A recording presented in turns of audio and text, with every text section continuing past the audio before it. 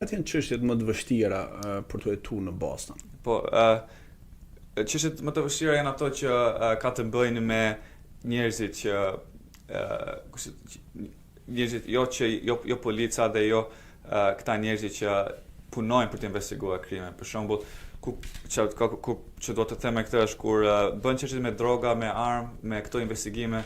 punon me polica, punon me agent me detektiv që janë të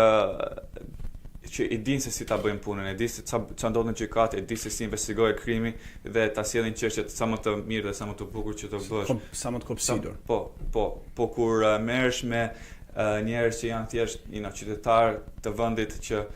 nuk e dinë se ç'a po ndodh, nuk e kuptojnë se ç'a krimi ndodhi me ata, për shembull çështje si përdhunime ose abuz në shtëpi që shumica e abuzave ka të bëjë fizikale, ka të bëjë me të folur, që nuk e kuptojnë që janë abuzuar, se nuk e kuptojnë dot që janë bërë me krim. Dhe është sfida që të punosh me ata, që ti edukosh dhe të marrë sa më shumë prova nga ata, sepse kur punon me polica, ata thonë kjo ndodhi tak, edhe ti e kupton direkt se çka ndodh krimi. Po kur flet me një fëmijë ose kur flet me një vajzë që është